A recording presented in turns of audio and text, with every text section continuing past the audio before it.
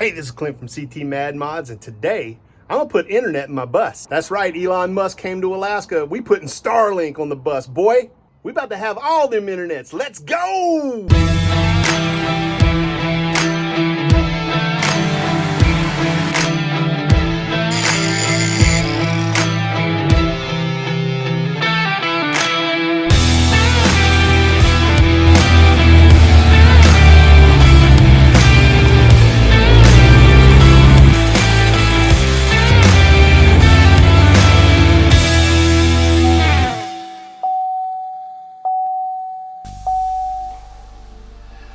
We have the dish and we have the router. We're about to hook this sucker up. So the way this thing works is it's got a base and you hook that dish. Oh yeah, by the way, we got help today. Anyways, this dish plugs into that base. But I came up with a better idea. I think what I want to do is mount it on the front of the bus, and you'll see what I'm about to do. So I went and got a piece of what we call in the electrical world EMT. That's a piece of 1¼ inch electrical conduit. And I put a connector on the end of it. Now this is Rayco 2905, I believe. And it fits perfectly on that Starlink base. And if you can imagine this, I'm gonna mount it right here on this bracket that holds the mirror on, and I cut it to about 8 feet, so I'll be able to raise it up. That way I'll be able to raise it up whenever I get wherever I'm going, but it'll be able to ride right there. Let me show you what I got to mount it there. This is going to be relatively easy. These things are called mineral axe, and you can buy them at like Home Depot. I happen to sell them. And these are called beam clamps. This is the Appleton BH500, and this is a, I think, American Fitting CHB. I can't remember what size it is, but several different companies make them. You just need a 1/4 20. It just screws right in the back of that, and it goes through that hole right there. And it's gonna look something like that. And I'm gonna crank that beam clamp down like that on there. Put some red Loctite on it, crank it down real tight, and we'll see what happens. Okay, there it is. So now you can see what I got going on here. These are called mineral axe, and I've got an 1¼ inch mineral axe with a 1/4 20 going into this beam clamp. And I got that cinched down onto that bracket, and it goes on up and is lower than the roof. I know it doesn't look like it from here, but there's a better video of it. Way lower than the roof. So let's attach the satellite and set it up. How am I going to get that up there? I think I'll just reach out the window here and stab her on.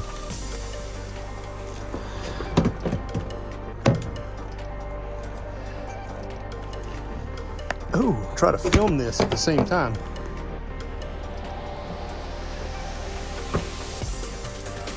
There it is. Woo. All right. All right, now I'm just gonna run that cable all the way back there. Okay, now that I have my cord run, I just kind of draped it up there for now. So this is what I'm gonna do whenever I get to wherever I'm camping. This thing's not gonna ride up there as we're going down the highway. I guess Starlink, they sell basically a kit like this, where it's a piece of aluminum pipe that goes on an RV ladder on the back of your RV. And it's a couple $100. Right now I've got like $8 in this, because that was a bent piece of pipe that we were gonna throw away. A connector's, you know, a couple of bucks. Those mineral axe are a couple of bucks. Those little beam clamps are a couple of dollars, and then I just used a couple of 1/4 20 screws and some Loctite. I mean, this is gonna work. I'm not sure if I'm gonna run down the highway with that pole hanging off of the front of the bus, but it's out of my line of sight. And it could probably ride there, but I could also just take it down and throw it inside the bus. It's about 8 foot long, but here's what's cool about it. All I got to do is tighten and loosen these screws, and I'm able to adjust this thing. So I'm going to do that right now.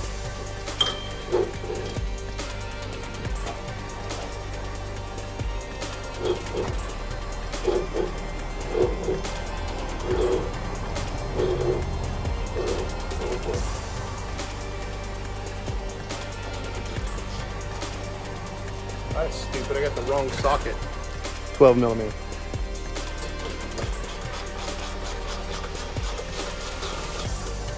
I mean, that's not going anywhere. And my bus has this step right here and a handhold right here, so I can reach up there and adjust or do whatever I need to do. But that's kind of a perfect setup, isn't it? So that gets that several feet above my bus. Okay. All right, so now all you have to do is plug the cord in and then plug the unit into power, and then it comes on.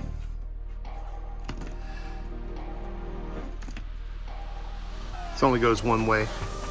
And plug this into power,